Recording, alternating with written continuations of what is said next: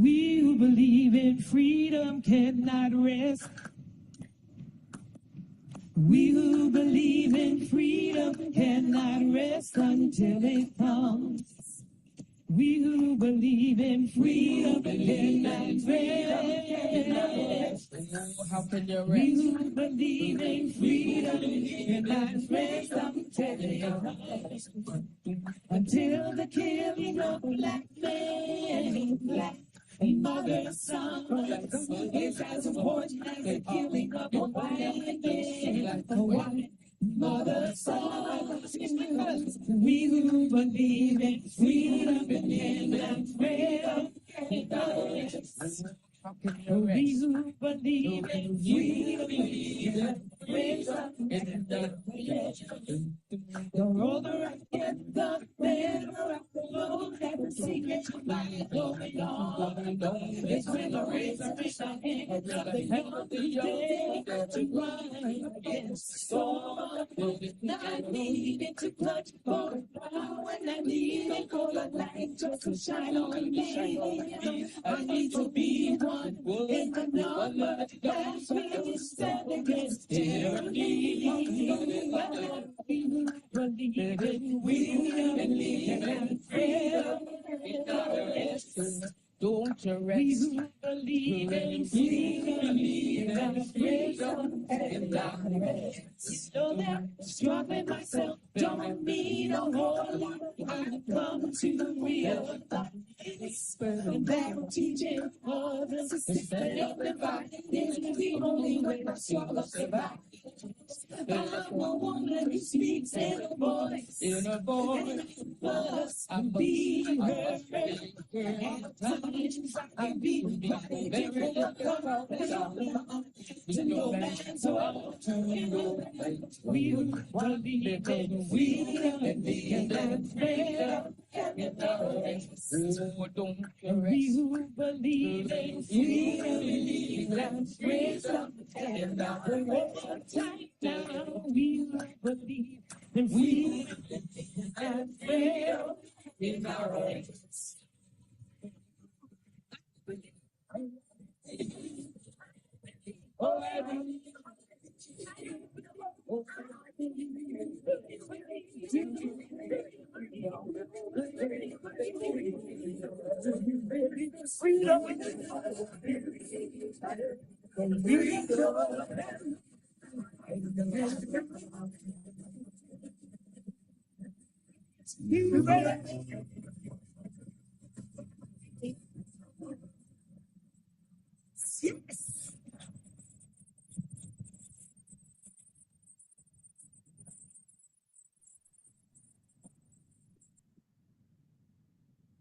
Good afternoon, everybody. Thank you so much for joining us. We're going to get started in 1 minute. We still have a lot of folks who are joining us, so I want to make sure as many people are in here as possible. As we settled in, we'd love for folks to, if able, drop your name in the chat. Let us know where you're calling in from. And we are going to dive into a jam-packed agenda with amazing speakers from across the country in just a few minutes.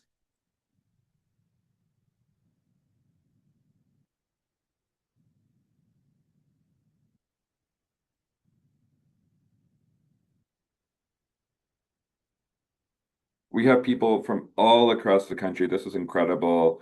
Extra love to the folks calling in from Utah, who are leading this fight. We're so honored to be in it with you, and wish we didn't have to be. For those of y'all I haven't met, my name is Jesse Rabinowitz. I work at the National Homelessness Law Center, and I run the Housing Not Handcuffs campaign. And we just want to take a moment to acknowledge that there's a lot going on. I, like many of you, have watched the horrors unfold as ICE continues to attack communities across the country in service of the Trump administration's white nationalist agenda. And we know that the attacks on At the same time, we know the attacks on homeless folks have also proliferated over the past years, driven really by the same few billionaires who are pushing this anti-Black, anti-immigrant, anti-poor, anti-trans, anti-disabled agenda. And we saw this come into very clear focus in Minnesota last week when ICE abducted four members of the Oglala Sioux tribe from a homeless encampment. And we see this more broadly and who is behind these attacks and these detention camps, and the many ways that these same attacks form the backbone of an authoritarian agenda. I'm going to ask um, the last thing I'll say before I turn it over to Diamond for a grounding is that this, what we are dealing with, what we are seeing every day, is not normal. We should not have to get people on a call to say out loud that detention camps for homeless people or for anyone else is a bad idea and is and always has been a bad idea. Nor should we have hundreds of thousands of people sleeping outside in the richest country in the world. We know that this is not normal. Um, and we also know that the world can be different, that we can do things differently, and that it doesn't have to be like this. And that together, with the 375 people on this call from across the country, we can actually build a new reality where together we can build a political will so that nobody has to sleep outside and that everybody has a safe place to call home.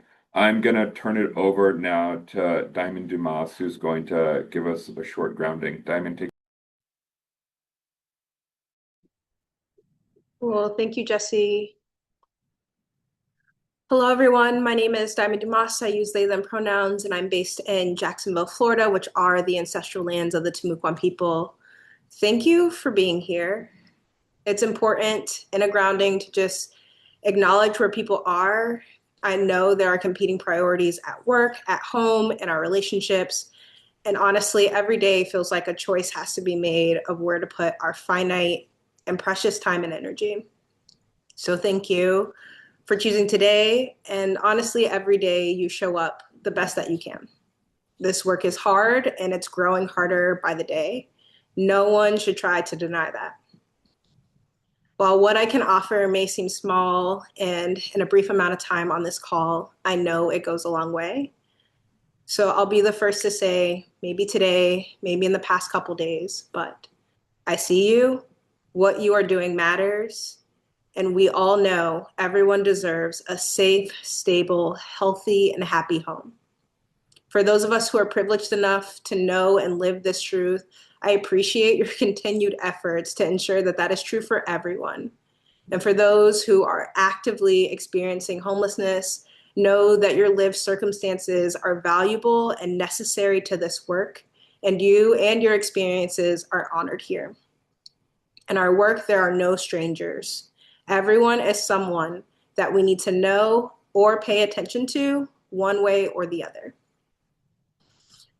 We live in unprecedented times where we and our neighbors, friends, and family are being subjected to federal and state-funded inhumane and brutal threats and acts of terror. And we are rightfully scared, angry, anxious, and whatever else our mind, body, and spirit are feeling. Still, we can do something. We get to choose how we respond to those feelings. There are very few unanimous right answers in the world, but I could argue that the right answer here is to rely on one another. Listen to our independent and community needs, and then act. Show grace and understanding, and express gratitude. There is a fight. And when we do fight, we fight with an indomitable spirit and maintain the clear-eyed wisdom that is necessary to see not only the now, but beyond. These times are not unprecedented. Our Black, brown, indigenous, queer, disabled, migrant, Jewish, Muslim, captured and freed ancestors have seen this all before. This is not new to our DNA. This is not new history, but what it is our turn. It's our turn to fight for the future we want the next generations to see. Together, there has always been a way forward. And there are moments when I close my eyes and fully trust in all of you on this call and those not present, whether they be in Minnesota, Utah, or across the globe, as we walk the path forward, most importantly, as one. So if you'll join me in this very short practice, the first thing I ask is that you just take notice of your breath. You don't have to try to change it or will it to be anything other than what it is right now, which is your life force. It's working in perfect, unconscious harmony with your body. So for 3 full seconds, we're just gonna notice.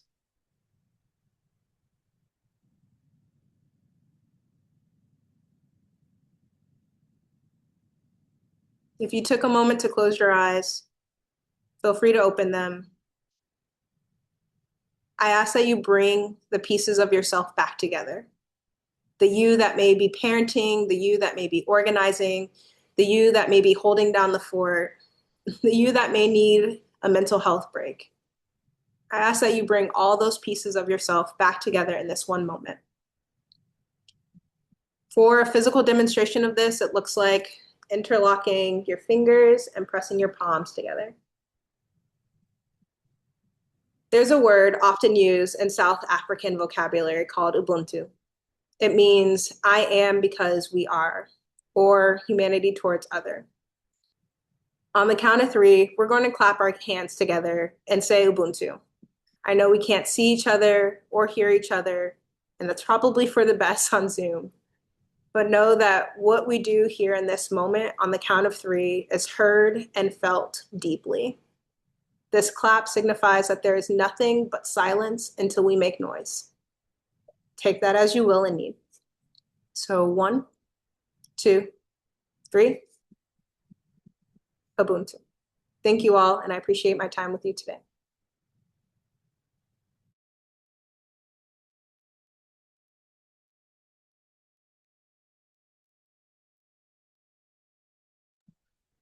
You're on mute, just. Thanks, Eric. I was making a really great point. We're going to dive into a really packed agenda. I want to start by just giving folks a quick overview of how we got here. We can move to the next slide, and these are just some basic facts that we at the Law Center feel like we need to keep saying. More people are sleeping outside than ever before, or since we've kept count, because homelessness is going up and housing is too expensive, wages are too low. We know that half of people in this country struggle to pay rent, and 60% of people struggle to make ends meet. We need to say with a full chest that homelessness is caused by systemic racism, white supremacy, and systems of oppression, and that regardless what some people would like you to believe, the solution to homelessness has and always will be housing and support. Now, how did we get here? We can move to the next slide. Laws that make it a crime to be homeless are not new. They're as old as this country. Like laws that make it a crime to be poor, sick, black, disabled are 400 plus years old. And at the same time, there is an increase in anti-homeless laws across the country, and the Trump administration's focus on making it a crime to be homeless is a clear escalation and must be treated as such.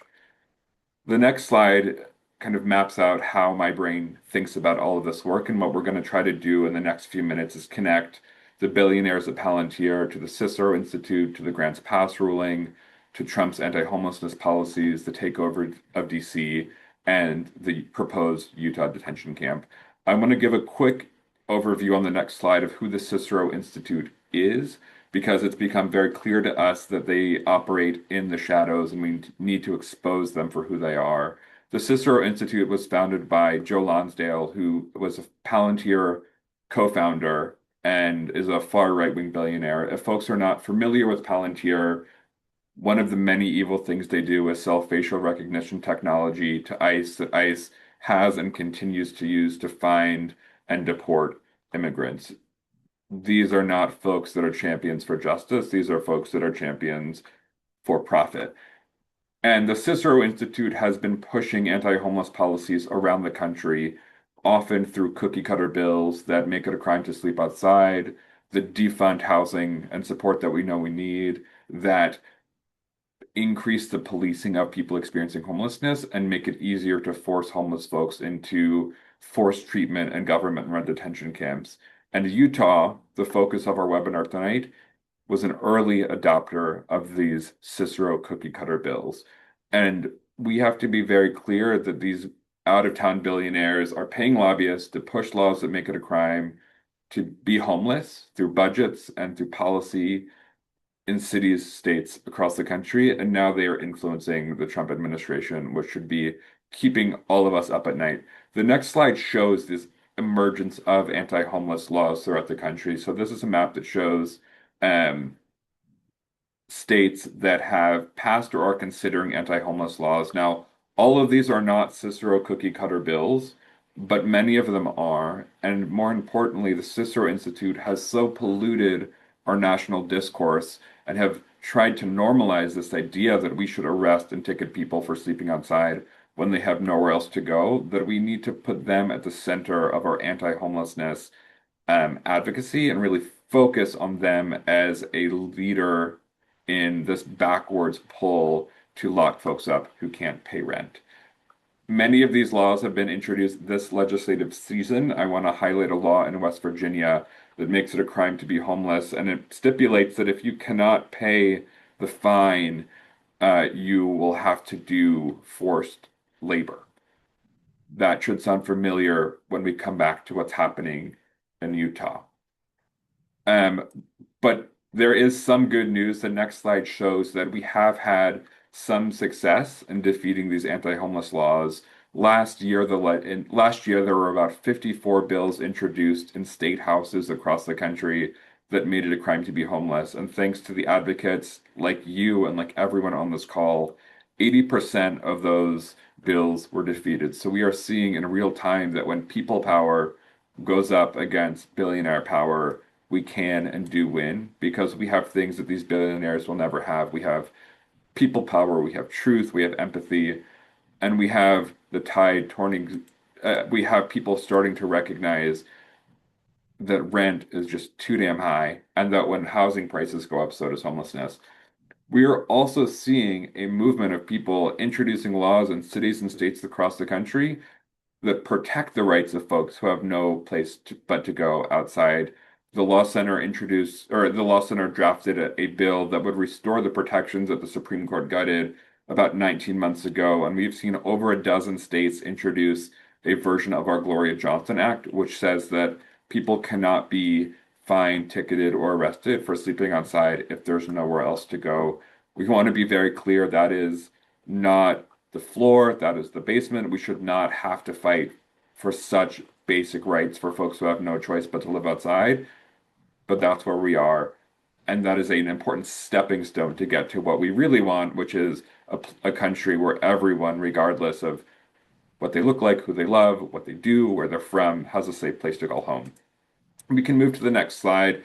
Many folks are familiar with a Supreme Court ruling from 19 months ago in the Grants Pass case, where the Supreme Court shamefully ruled that cities can fine, ticket, and arrest people for sleeping outside when they have nowhere else to go.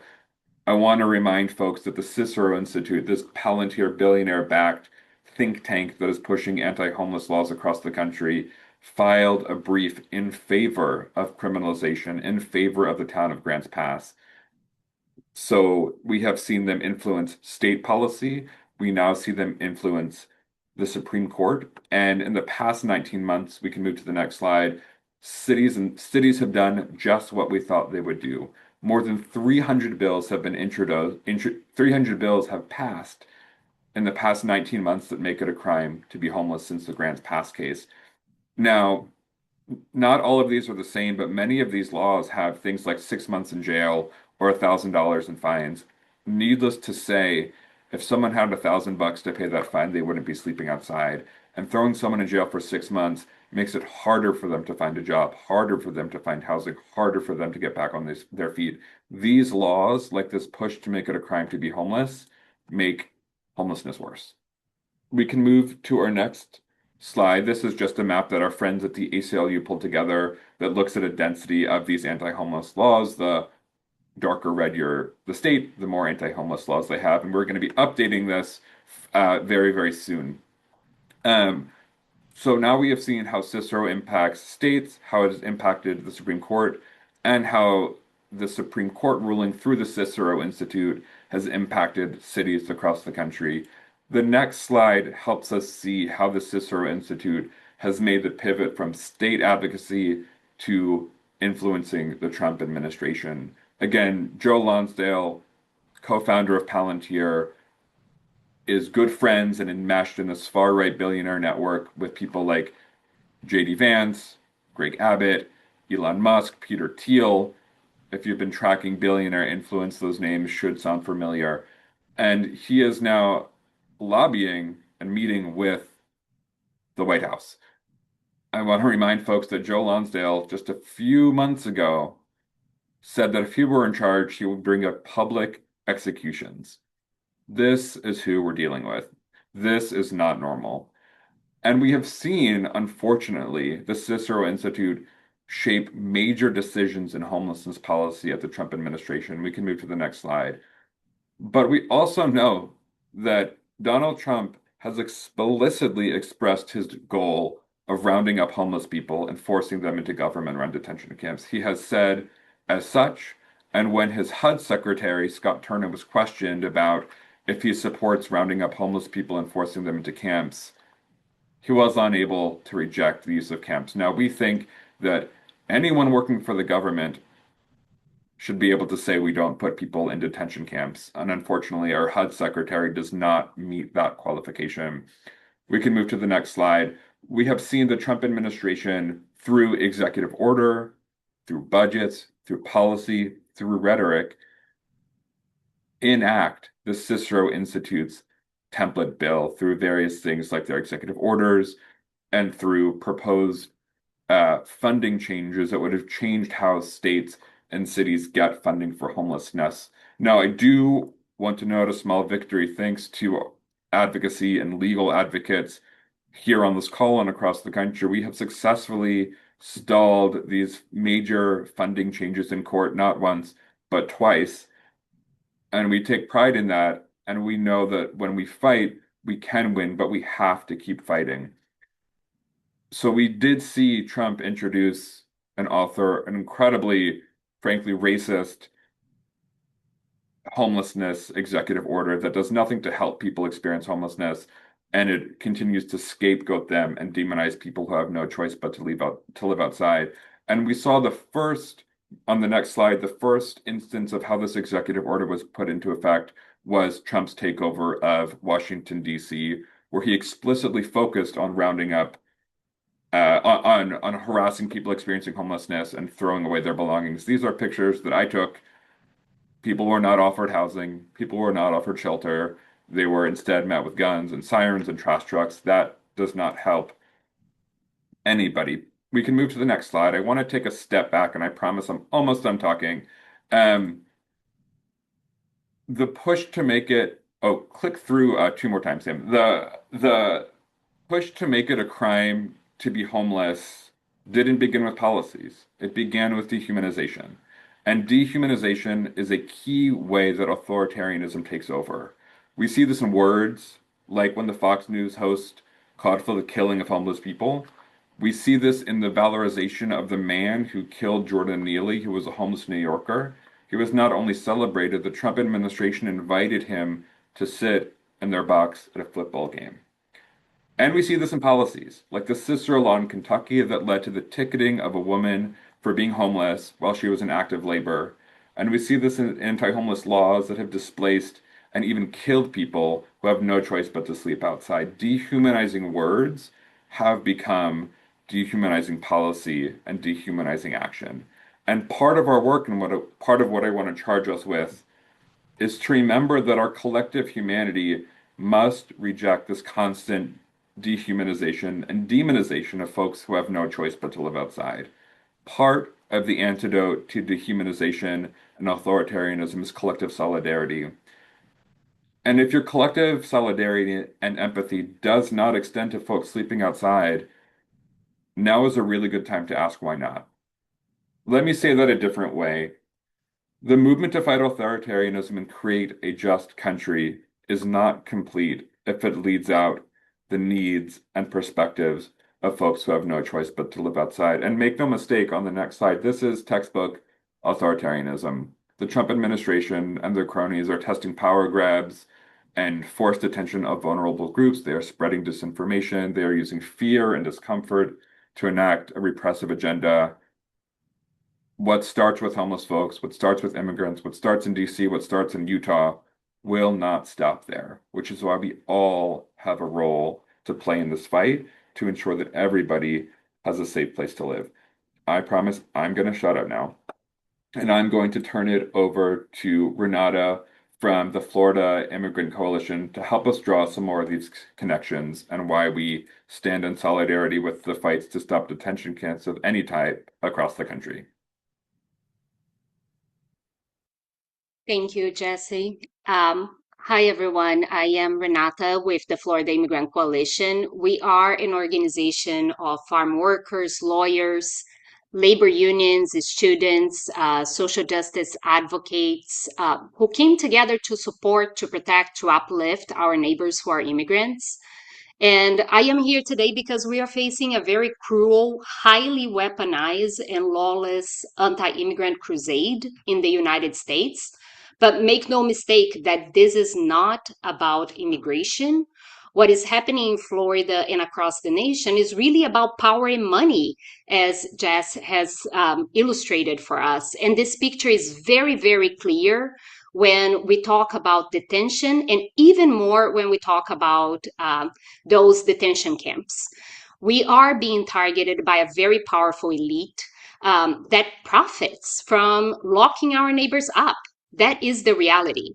And since Trump took office in January 2025, the number of immigrants in detention has nearly doubled from 39,000 to 70,000 individuals held at any given day. The vast majority never committed a crime, and I can confidently tell you that thousands and thousands have been in the United States legally prior to this administration. They were fingerprinted, they were vetted, they produced the required documentation that the government asked, they showed up for their inspection appointments, and yet they have been taken from their homes, their wives, their children, their communities, to fill bad quotas in the pockets of these corporations and profiteers who have their stocks climbing. The reality is, there is a machine that departs from criminalizing to detaining and deporting and profit. And this is the same machine, whether we are talking about immigrant detention or homelessness detention camps. And that's why this is so immoral and so unacceptable. 90% of immigrants and of our neighbors who are currently in detention, they are being held by private facilities. Those are owned and managed by corporations like the Geo Group, which saw, since Trump took office, their stock skyrocketed and reached a really peak after January 2025. They have overcrowding, insufficient meals, lack of medical care, and all reports also encompass sexual abuse and torture. And the infrastructure that is being built is further problematic with the funding that Congress allocated to the so-called beautiful bill that unlocked about $45 billion with a B for to expand detention in the next 4 years. So what brings us to this conversation is one, the understanding that they are profiting from paying, and two, the understanding that those camps, they lack both adequate infrastructure and oversight. So in addition to putting people at risk, they create limbos and they articulate state law and criminal law in order to prevent that we ensure that people have access to facilities that, you know, as Jesse said, housing is something we don't want people on the street. A detention camp is absolutely not a solution. It's something outrageous. In the case of the Florida Everglades detention camp, just to illustrate what we talk about poor infrastructure, right? We are not just talking about a bed that is not comfortable. We are talking about people scooping feces with their bare hands, not having a meal, somebody who fell in a hole and got so hurt that they are now needing surgery because of that facility not having adequate medical care. Reports this week of an attempt to suicide without an adequate response. So we are talking about horrific things that require oversight, require addressing from Congress, require addressing for our communities. And for that, we are in a fight that is very similar, regardless if we're talking about detention camps for those who are facing homelessness or those who are being criminalized by immigration policy.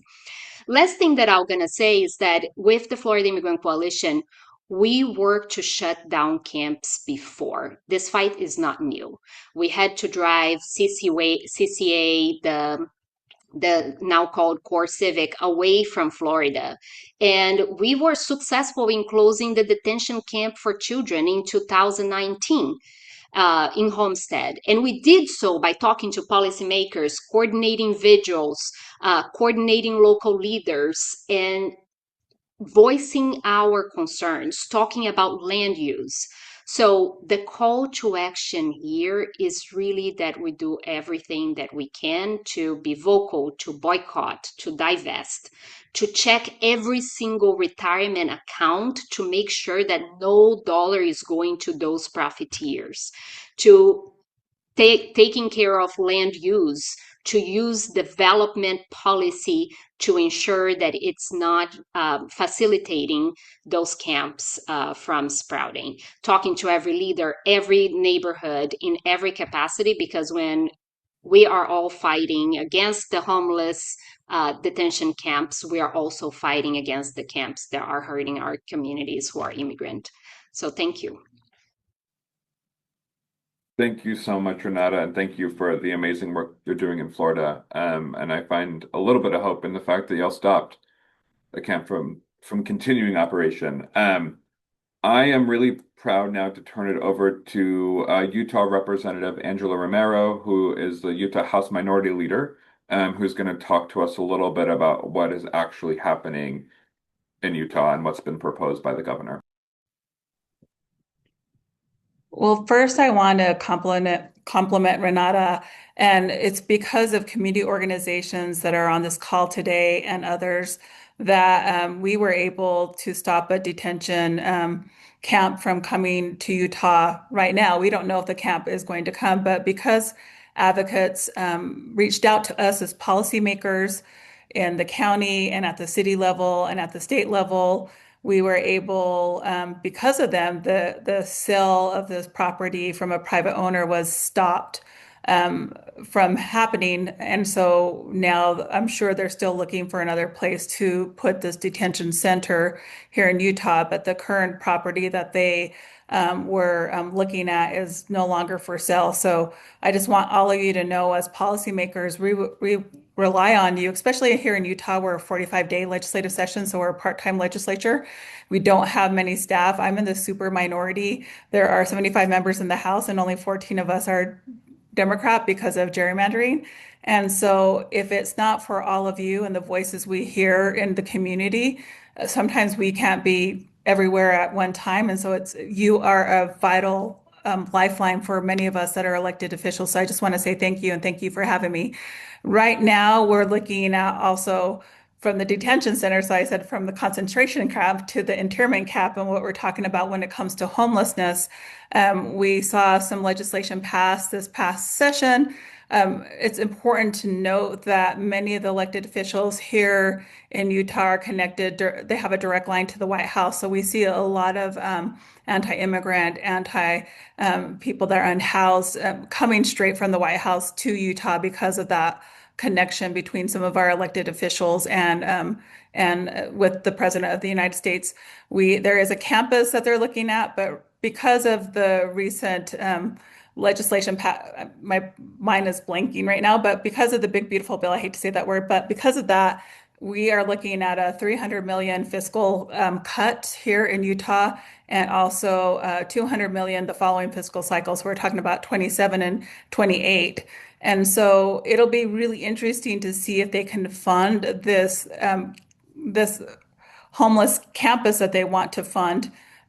We don't know if we're going to have the resources for that because of all the federal cuts. So it'll be really interesting. My colleague who can't be on the call right now, Senator Escamilla, who's also the minority leader in the Senate, is running legislation to put some markers on there. If you're not doing this, you're not doing that, then we can't build this campus. But our concern with the campus is it's far away from city resources. And there's also a civil commitment piece to it. So we just have a lot of concerns. And so we're not sure what's going to happen because of all the trickle down effect of federal funds being cut and then us really having a flat budget this session and the majority asking every appropriation committee to cut their budget by 5%. So we're hopeful that there's a way of defeating this campus from ever being built. And really, many of us here in Utah working with advocates are housing first. We want to make sure that people are housed. We want to make sure we treat people like humans. And so again, I have to go here to committee in a minute, but I just want to say thank you all for having me. Know that you have advocates here in Utah and you have people who are in elected positions that care about all people that also have had these lived experiences, whether we have families that are mixed status, whether we've had families struggle in life where they've been dependent on substance abuse, whether we've had family who have mental health challenges. We want you to know that we're always going to put people first and we're not going to dehumanize people as elected officials. And that you may see a headline saying Utah's red, but I think with the current climate here in our state and people starting to wake up, us as people of color, because I'm Native American and Latina, of course, we've seen the systematic issues for our entire life, but people are starting to wake up because it's actually hitting home. And so we're hoping that with all the horrible things that are happening, we can't give up that hope and that people will take it to the ballot box if we don't limit how people can get to that ballot box and see some systematic changes happen here, even if it's at a local level, but hoping it'll change at a state level because again, we want to make sure that we're prioritizing people. We don't want to just grab people off of the streets and you can't arrest your way out of anything. And so we want to make sure that we have those resources for them. So our caucus and the Senate Democrats are going to continue to work on sound policy that is about housing first and it's about people first. And so I really thank you for having me here today, but there's some ugly election bills that are in my committee that I have to go vote on here in a few minutes. But just thank you again for having me and just know that we're a resource here and we work with a lot of the community organizations that are on this call and we really appreciate them always including us in these conversations so that we can do everything we can to make sure that we're putting people first. Thank you so much for joining us, Representative Ramiro. And just to remind folks, right, what we're talking about is a detention camp for 1,300 people who are experiencing homelessness that will include up to 800 beds of forced treatment. Now, I have to say, as a social worker, not only is forced treatment unethical, it just doesn't work. And a concerning piece about this is, as we heard loud and clear from the representative, Utah does not have enough money to pay for this, but the federal government does. And the elected officials in Utah championing this camp have been very clear that they intend to ask the Trump administration to chip in our taxpayer dollars, our federal taxpayer dollars, to fund this abomination. And the Trump administration, via a spokesperson for HUD, has indicated that that is a very real possibility, which is why tonight we are launching a campaign to say no federal funds should be used for detention camps for homeless folks in Utah or across the country. To talk to us more about what's going on the ground, I'm going to turn it over to Eleanor and Nate from the ACLU and Disability Law Center in Utah. Eleanor and Nate, please take it away. Hi, everyone. My name is Eleanor Menlove, and I'm with the ACLU. And we, as Jesse was saying, we've got several concerns about this plan. It undermines civil rights in a way we haven't seen in a long time. But the proposed plan is obviously a direct response to the executive order that the administration put forth in July, called Ending Crime and Disorder on America's Streets, which tries to reshape the legal landscape around expanding civil commitment, which obviously undermines due process. And the order pushes a new federal policy of, and this is quoting from it, encouraging civil commitment of individuals with mental illness who pose risk to themselves or the public and are living on the streets and cannot care for themselves in appropriate facilities for appropriate periods of time. So as a solution to this, the order calls for the reversal of federal and state judicial precedents that protect these populations and may stand in the way of this approach. So the administration is, as Jesse alluded, is trying to pressure states through conditioning the receipt of federal funds on whether the states can adopt and enforce a maximally flexible civil commitment standard.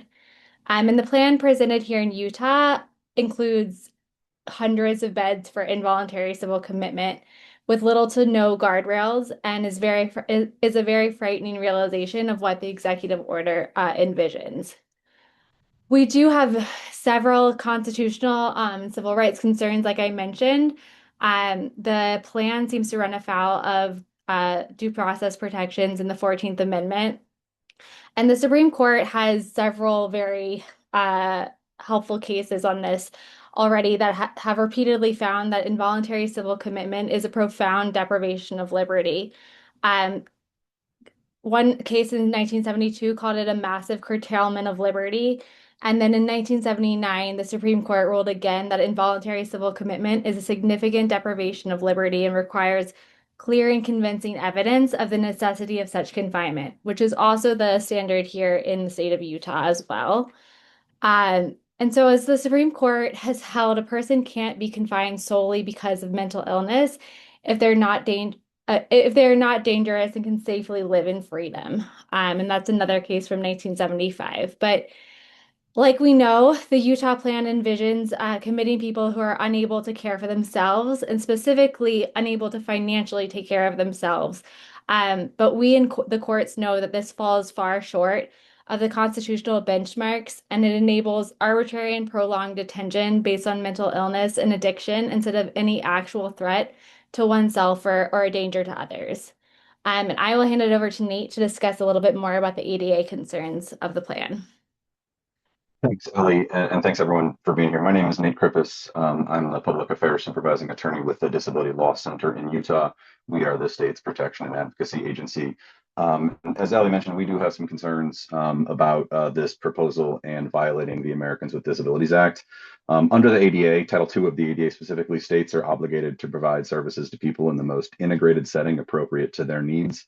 And the Supreme Court found in a case in 1999, Olmstead v. LC, that the unnecessary institutionalization of people with disabilities is segregation and thus violates the integration mandate of the Americans with Disabilities Act. Right now, we know that at least about a half, from the data we've seen, about half of the folks who are homeless in Utah have at least some disabling condition. I think about a third of those are folks with either mental illness or substance use disorder. And this proposal really does seek to set people out in a very segregated setting. Largely, it will be a congregate setting for people with disabilities, and has been alluded to There is also a proposal for at least 300 beds that I'm aware of, but though it could be higher, an involuntary commitment, basically an institution for people with mental illness. I think we have significant concerns if the state builds this. They would be in violation of Title II of the Americans with Disabilities Act. In our mind, what the state really should be focusing on is building a robust community-based mental health system. We need things like intensive case management for people, wraparound services, more housing, scattered site housing, not congregate settings. The state, if we're going to continue to utilize things like assertive community treatment teams, those things need to be to fidelity to ensure that people are receiving services in integrated settings and, receiving the supports they need where they need to receive them. And so ultimately, the state of Utah has figured this out. We have about 7,000 people with intellectual and developmental disabilities being served in community-based settings on a community supports waiver. And unfortunately, for some reason, the state has decided that the people, with serious mental illness in our state are not deserving of the same level of support. And I think we need to change that. And that's really where the state should be spending its money instead of focusing on more institutions. I would also be remiss if I didn't take this opportunity to say that it is because of the advocacy of our organization that there is a bill in the Utah State Legislature moving forward that will be in committee tomorrow at 2 p.m. That seeks to remove our designation as the protection and advocacy agency for the state of Utah. So I would ask that anyone who is in Utah and supports the work that we do and wants a strong protection and advocacy agency that is willing to fight against things like this and push back on the state when they try and violate the rights of people with disabilities, I would encourage you to reach out to the Senate Judiciary Committee and support the Disability Law Center and ask them to vote no on SJR 7. Thank you. Thanks, Nate, and thanks, Eleanor. Let's keep it moving. I'm gonna pass it over to Evan Dones from Utah Recovers. Hello, everyone. My name is Evan Doan. I am the Advocacy and Public Policy Director for the Utah Support Advocates for Recovery Awareness. I also serve on Utah's Behavioral Health Commission, in addition to serving on the board of directors for the national advocacy organization, Faces and Voices of Recovery. I first want to point out that I am a person in long-term recovery myself from both a mental health and substance use condition. I have, as part of that, experienced homelessness in my journey. And so I use my time today to speak out for people like myself that have been directly impacted by these kinds of systems. At USARA, we advocate for the dignity and individuals in recovery. Our stance is rooted in the belief that healthcare crises require healthcare solutions. The proposed detention center here represents a shift towards the criminalization of poverty and a move away from evidence-based interventions in behavioral health. What's really concerning to us is weaponizing civil commitment based on status or identity, using the civil commitment procedures potentially to lock people up who, on the basis of just experiencing homelessness or having a mental health or substance use condition alone. Recovery, as we know, is built on voluntary engagement and trust. Forced detention destroys any rapport that we might build with service providers, including peer support specialists and outreach teams. You cannot mandate a person into long-term wellness through a locked door. These detention centers would act as black holes for existing services.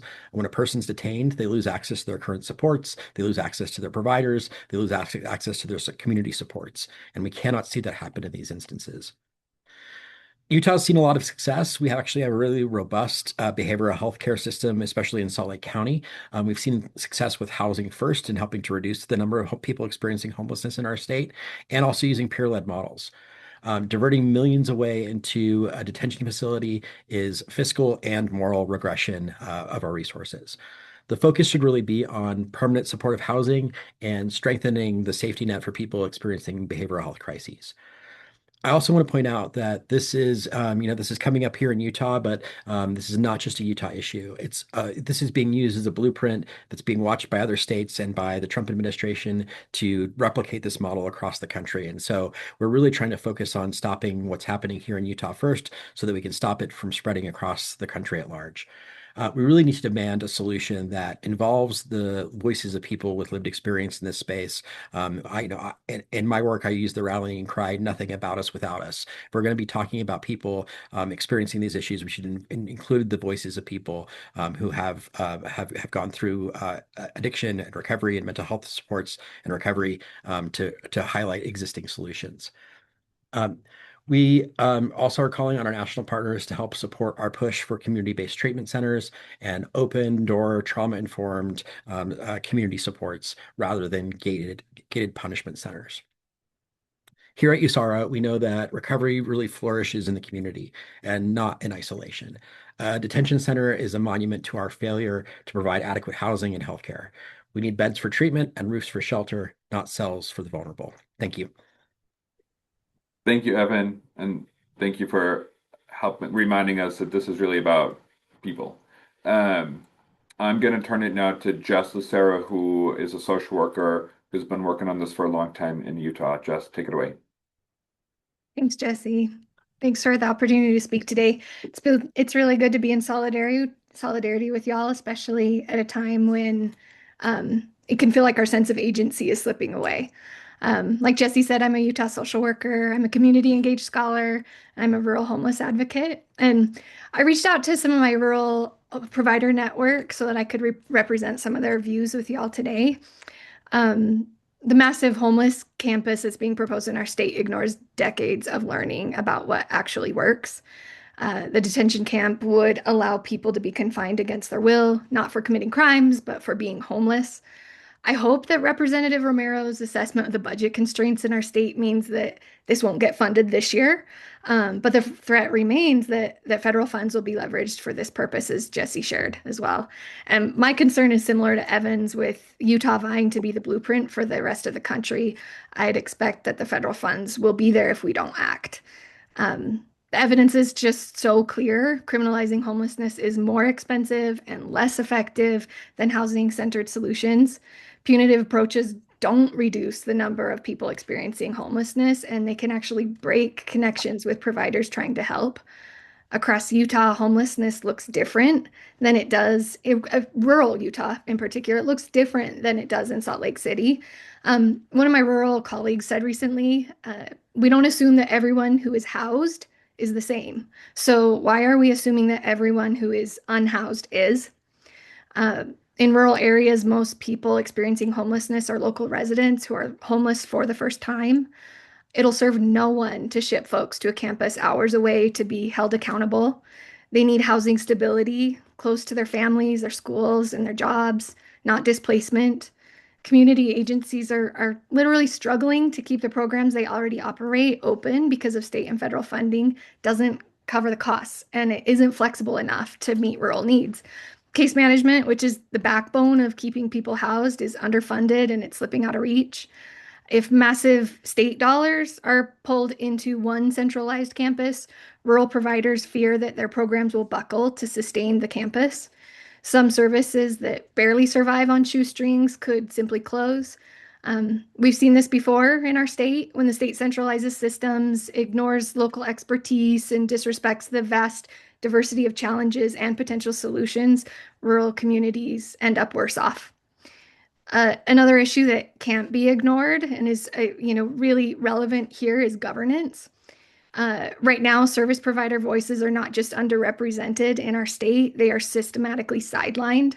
There is no consistent or meaningful feedback loop for providers to shape policy and state strategies, and this has to change.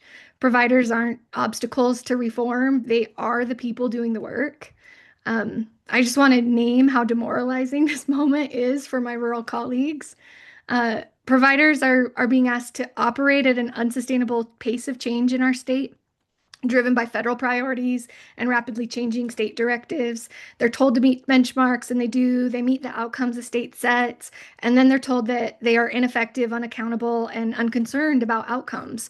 My rural colleagues are showing up every day, big-hearted, doing work in broken systems that they did not break. What I'm hearing from my colleagues, my rural colleagues, about what we actually need is strong, locally driven homelessness prevention efforts, affordable housing development, and access to deeply affordable units across our rural counties, support for existing local shelters and case management, not a centralized detention center that dehumanizes Utahns and pulls funds away from rural solution building. Flexibility in funding requirements, especially for smaller rural nonprofits that can't meet the complex federal rules without the flexibility that state dollars once used to offer. And governance structures that respect local knowledge And finally, and most importantly, we need housing first approaches that are proven, humane, and do not undermine our civil rights. Thank you. Thank you so much, Jess. And I think I just want to highlight the fact that, right, there's not enough housing as it is for people experiencing homelessness in Utah. And part of what's so insidious about this is that it would redirect the desires to redirect both state and federal funds away from housing towards a detention camp. That is completely backwards. So thank you for sharing that with us, Jess, and to all of the Utah for all of the Utah context. I'm going to now pass it over to Paulette, who is joining us from, I think you're in Austin, Texas today, Paulette. Thank you for being here from Vocal Texas. Thank you, Jesse. Hi, everyone. My name is Paulette Sultani, as Jesse said. I'm one of the co-directors of an organization called Vocal Texas in Austin. We're based in Austin. We're a grassroots organization that organizes with people impacted by homelessness, the drug war, incarceration, and AIDS. And as I said, we're membership-based, so all of our folks that we organize with are impacted by at least one of those issues and often multiple. The reason I'm on today is because here in Texas, we are horrified by what we're seeing in Utah. And as Jesse kind of introduced the Cicero Institute at the beginning, the Cicero Institute is sadly based right here in Austin in our backyard. And we've seen what they've done to Texas and how they've exported really harmful policies across the country. So as Jesse explained, the Cicero Institute was founded here in Austin by a far-right tech billionaire, Joe Lonsdale. Back in 2019, the Institute successfully pushed our governor to create the camping ban that we have today in Texas, and really used this as a template to start spreading this across the country. And obviously, we've seen so many other criminalization bills that have popped up that are not exactly like the template bill that I'm talking about today, but they are a prime reason that a lot of this is popping up in the first place. And so what's happened here in Austin and in Texas is that we simply just do not have any of the housing, the shelter, the supportive services that we actually need. Our state has diverted a lot of the resources that would have gone to those things, and we have a lot of resources in policing, in the ticketing and the arresting of poor people who just can't afford a place to live. Our members on the ground here in Austin are facing horrible, horrible situations where, I mean, I think a lot of you have heard what happens when people's survival gear gets thrown away, medications, IDs. One of our leaders from our group this year talked about a heart-wrenching story of how her husband's ashes were thrown away during a sweep. Folks are being ticketed, they're being arrested. They find themselves in more dangerous situations because as you're being swept, you're pushed to find better hiding places. We had folks die in Austin this year because they were hiding in drainage sites. So it's really, really a dire situation, life and death. And that exact thing has been exported across the country. I also want to add that this weekend we had a horrible freeze in Texas and many parts of the country. But some of the folks that we talked to who are immigrants were not able to go to any of the cold weather shelters because they are afraid of ICE showing up in those places. And so I really, really feel what Renata was talking about in terms of the connection that we have to make about the systems that are incarcerating people in our country, deporting them. They are the same ones that are targeting our immigrant communities and our unhoused community members. So why am I talking about the camping ban? Because it is just such an important example for us to think about how bad policy can travel and has traveled in our case. We've really learned the hard way in Texas. And I think that we have to stay vigilant. We have to prepare in advance for the kind of this detention camp that we're seeing in Utah and how it could be exported to places like Texas. We absolutely expect this to be brought to Texas at some point. And we have to organize and we have to fight back because we know that these policies are not inevitable. We have to, the way that we're organizing against some of the horrendous things that are happening in our country, we have to kind of raise to the occasion to protect poor people in our country across the board. So how do you do that? I just want to name that part of the thing that we have to do is organize along people that are directly impacted by these policies. We have to talk to people, center their voices in policy conversations, find out what people on the ground are actually calling for. In our case in Austin, we are trying to reduce the harms of the sweeps in our campsites by calling for more lead time so people can actually pick up and protect their belongings, by calling for storage space, access to more services and harm reduction, permanent housing, shelter. We're asking for the police to be removed from some of the outreach services that currently exist. And those ideas don't come from the policy makers themselves. Those ideas are coming from folks on the ground that are fighting to change what's happening in their lives. So I will stop there. I really do hope that people make the connection that this machine that Renata was talking about, it is the same machine. The heartache that we're feeling, the anger that we're feeling as our immigrant community is being attacked. We hope that folks who are unhoused, folks who are poor that are being attacked, can face like the same empathy and fight in the coming years, because that's what it's going to take. Thank you, Paulette. And just to remind folks, right, the same people are behind both the detention and expansion of ICE and the homeless detention camp, right? The Cicero Institute, which is pushing for Utah's homeless detention camp, was founded by a co-founder of Palantir, who is deeply entrenched in the Trump administration's repressive crackdown on immigrants. They're not only the same tactics, they're literally being run by the same people. I want to switch us now and remind us that we do have power, that we collectively can fight, and that we can win. And I'm excited to turn it over to one of our many, many champions, Congressmember Maxwell Frost.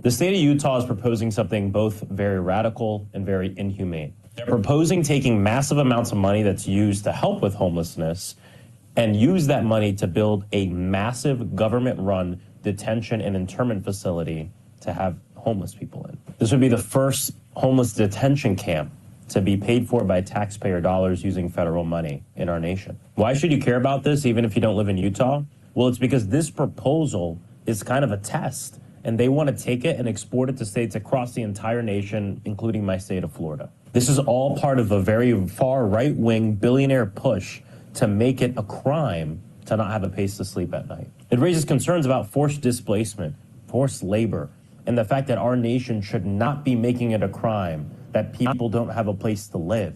The failures of government should not be a crime to the people who are impacted by our failures. And this government has failed to ensure that housing is a human right for all of our people. Utah is going to try to use federal taxpayer dollars to make this internment and detention camp for homeless people a reality. I'm leading the charge in Congress to demand that HUD not provide a single dime of taxpayer money to this horrible, horrible project in Utah. Your partnership, your advocacy, organizing, and the leadership of the National Homeless Law Center are essential to ensure that we stop this horrible, inhumane project in Utah, and that it's not exported to communities across the entire nation. Let's keep fighting together. God bless you, and thanks.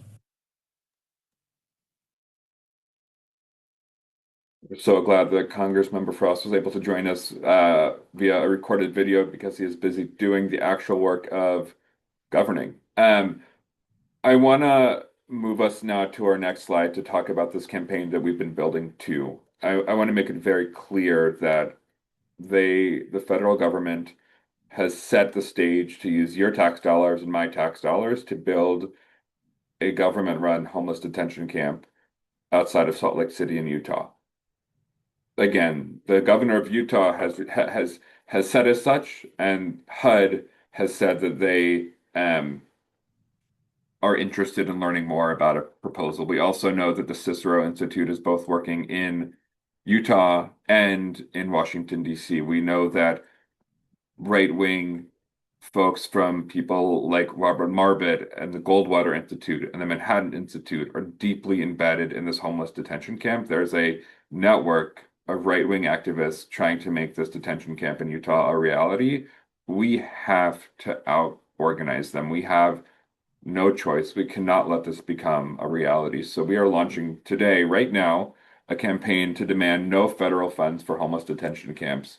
While we've been on this call, Congressmember Maxwell Frost released a letter that was signed by several members of Congress to HUD to demand that no funds, no federal funds be used to construct, build, or operate a homeless detention camp in Utah or anywhere else.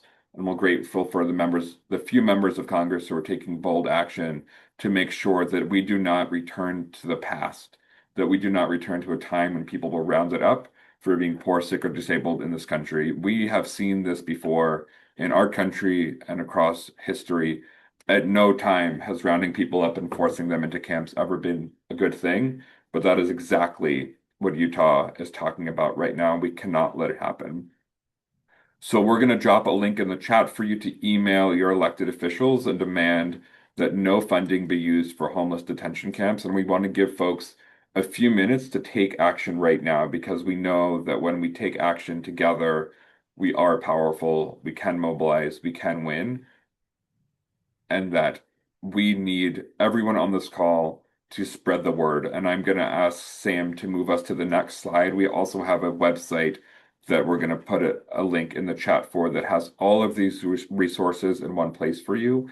There are also toolkits. If you are an individual, we have sample letters, sample tweets, sample everything you could possibly need to help make noise and drive people's consciousness and drive people to take action to stop Utah's detention camp.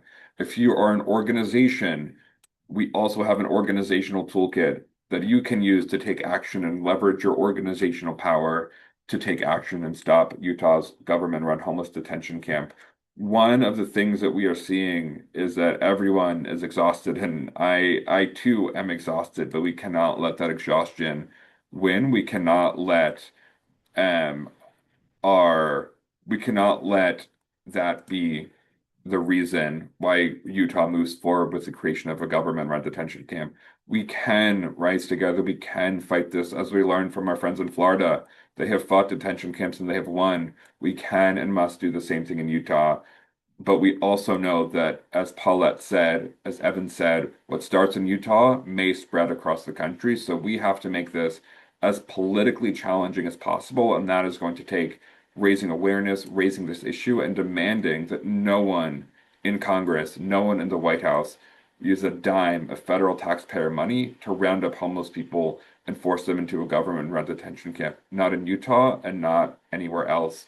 I am so excited to call up our next speaker, Congresswoman Delia Ramirez, who was one of the signatories of Congressmember Frost's letter and is continuing to lead the fight for housing, not handcuffs. Congresswoman, please take it away.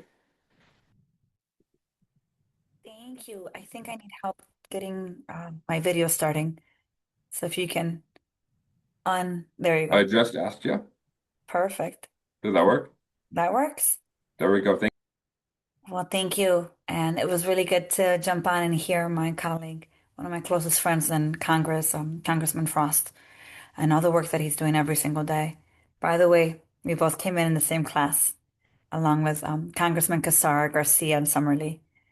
We're the Fab Five.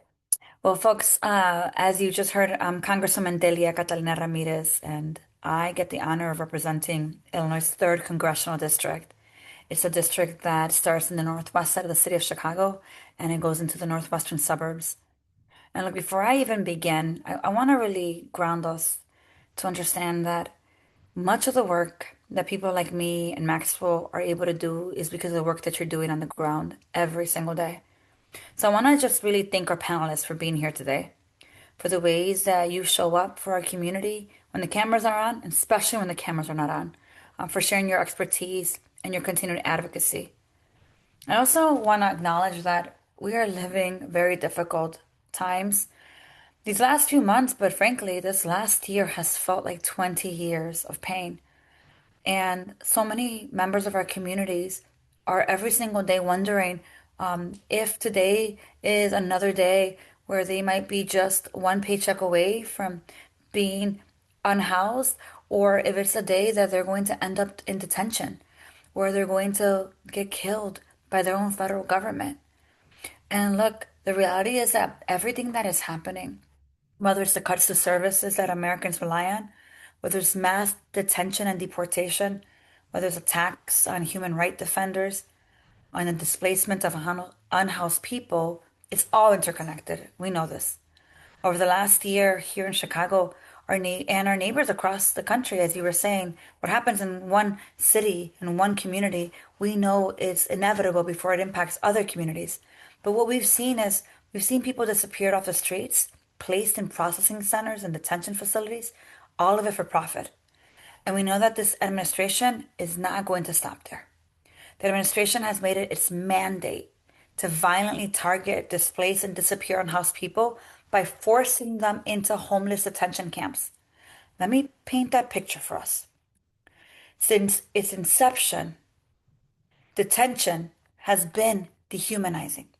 Immigration detention has also been dehumanizing. Detention facilities have been unsafe, they've been inappropriate, they've been inadequate, and too few people receive the necessary medical care.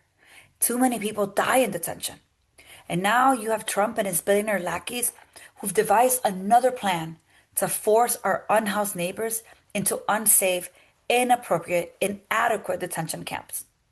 Look, prior to coming to Congress, I spent over 20 years providing social services and advocacy to unhoused populations in Chicago. I witnessed firsthand the multi-layered effects of not having a stable home on our unhoused neighbors, the health outcomes, the lack of access to education, the impact on economic development, all of it. And you and I both know that arresting or otherwise punishing homeless folks is not a solution. You and I both know that jails and detention only compound harm. Not only is it bad policy, but let's call it what it is, cruelty. But cruelty in this moment seems to be the point. Pain is the point. And we're clear that this administration will use pain for profit. Trump and his administration have never demonstrated a commitment to our rights, certainly not to due process, not to the rule of law, or human dignity. And look, I'm also clear that Trump and all the authoritarians and criminals in the administration, they want our lives. They want our labor. They want our freedom. They want to extract every single bit of profit they can from us, for themselves, and more importantly, for their billionaire bosses. As you think about these detention centers, more than 62% of immigration detention centers themselves are managed by private prison companies. Private prison companies like CoreCivic and GEO Group that have donated millions of dollars to Donald Trump's campaign. And as they knew that mandatory detention paired with Trump's mass deportation campaign would be good for business, they now know that detention camps will also be a lucrative venture for them.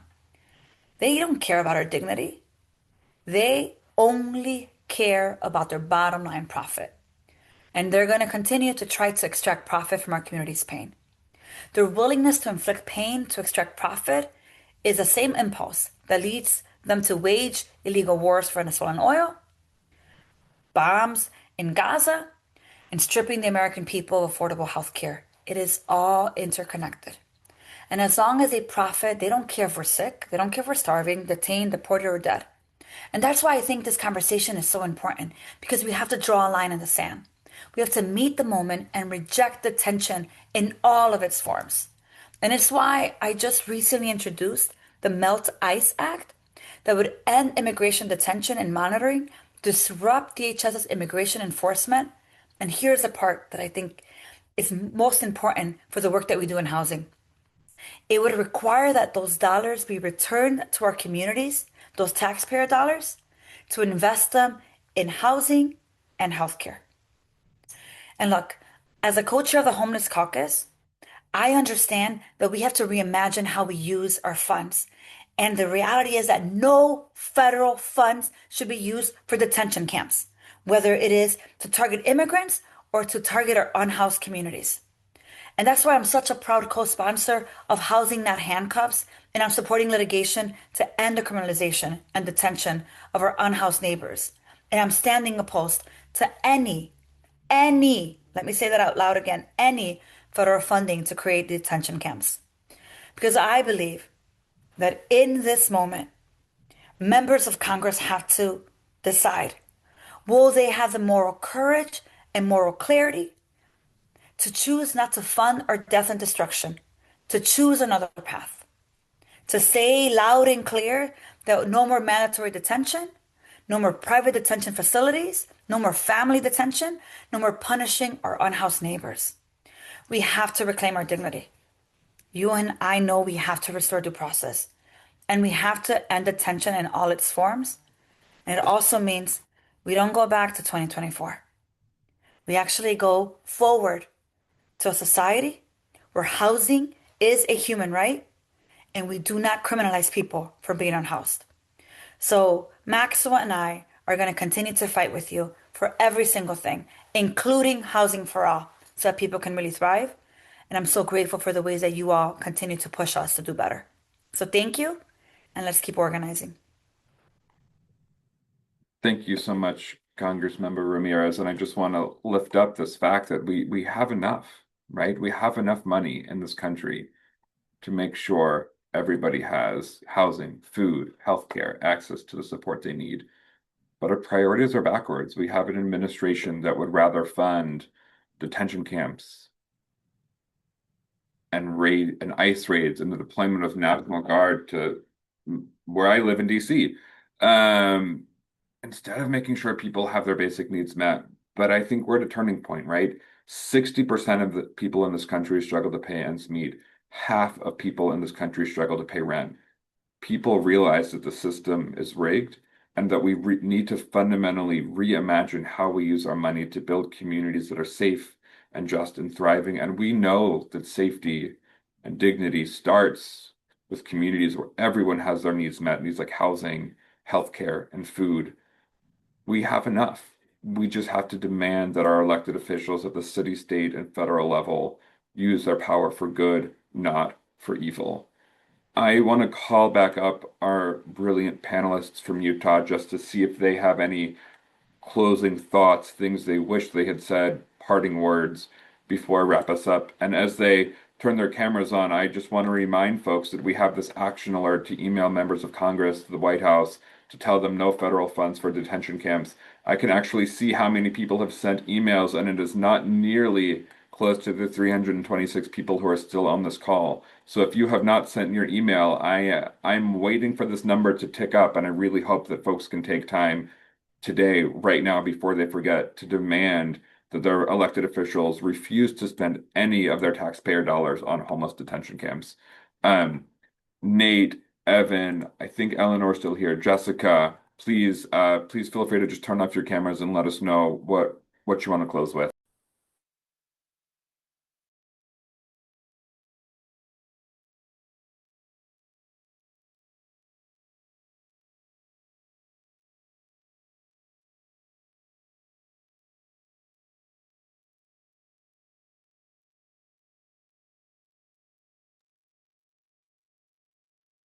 It looks like some folks' cameras are disabled. Let's see if we can get folks' cameras going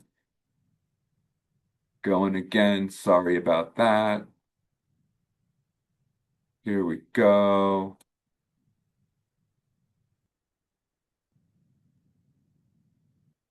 Jesse, I'll just jump in and say thanks for the good work that everybody's doing. Help us defeat this in Utah, and we'll turn around and help y'all too. I think I feel like I said everything I needed to say. I appreciate everyone who came and listened to what we had to offer. You know, I really think I appreciate all the people who want to help out in Utah and make sure this doesn't spread. I hope my friends Ellie and Evan would agree that we're going to do everything we can to stop this and fight this and work as hard as we can and just appreciate all the support from everyone. Yeah, I'll just echo that too. And like, it's been an all hands on deck situation here in Utah. And we've been, just really blessed to work with our partners at the Disability Law Center, the ACLU of Utah, Crossroads Urban Center. I think that if there's anything that gives me solace in this moment, it's breaking down maybe silos that existed in advocacy spaces previously, where we're now working, hand in hand with partners across the sector to serve the people of Utah. Yeah, I'll just echo what everyone else has said. We so appreciate all of you who've come and taken out this time of your afternoon to listen to what's going on in Utah and help us work to stop it.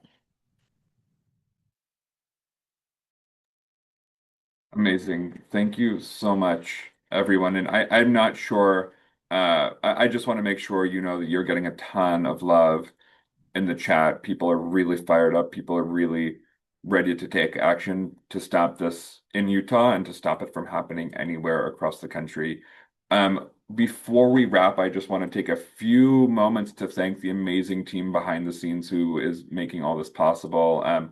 Want to thank Sam and Gwen from the Law Center, who have done a lot of the heavy lifting on creating the toolkits and the websites and the calls to action. They're the reason that you are able to contact your elected officials. A huge thanks to people who are helping behind the scenes, monitoring the chat, Q&A. We are taking note of your questions and we're going to figure out how we can answer them. Rivi, Kevin, Josh, Sarah, Lauren, Eric, and a huge thanks to Alec for hosting this and doing all of the wonky Zoom stuff. We really appreciate it. This is a team effort. We are going to send a recording of this to everyone who signed up, along with many of the links that were mentioned in the calls to action on Monday, but that doesn't mean you can't start pushing this out to your networks as soon as you want. So we really are hoping to make continual news and to build pressure to stop the government-run detention camps in Utah. That is only possible if we all do it together. And I know that we can, because in our history, that is the only thing that has ever worked, is collective people coming together to build a more just future. Thank you all for taking time out of what I know is a really busy time to be here.